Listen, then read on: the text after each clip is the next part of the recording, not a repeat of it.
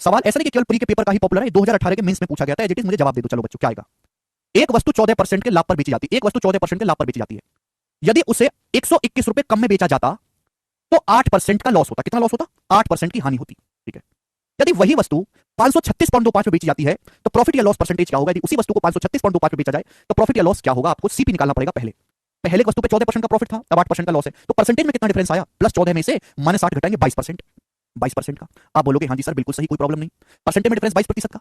रुपए में कितना डिफरेंस आया? 121 रुपए कम में बेचा गई है। पहले 14% का प्रॉफिट था, 8% का लॉस है, 22% का डिफरेंस आया। रुपए में कितना हुआ डिफरेंस? 121 रुपए। तो 22% की वैल्यू 121 रुपए है। कितने गुना?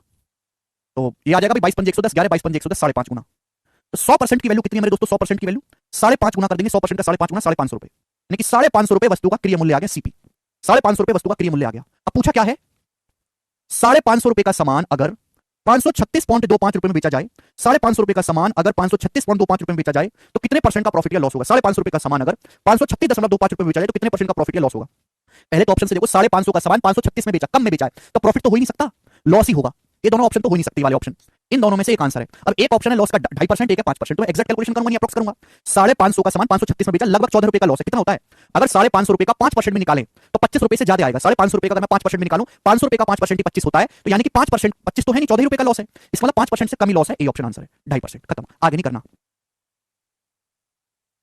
ऐसा नहीं कि आप एक्सैक्ट कैलकुलेशन कर रहे हो, ऑप्शन से देखो ना। 550 का 5% तो ये होता ही नहीं है। 550 का 5% तो 25 रुपए से भी बड़ा आएगा, तो 14 रुपए पे, यानी कि 5% से कम ही लॉस है। पहला ऑप्शन। इतनी कैलकुलेशन आपको करनी है केवल पेपर में।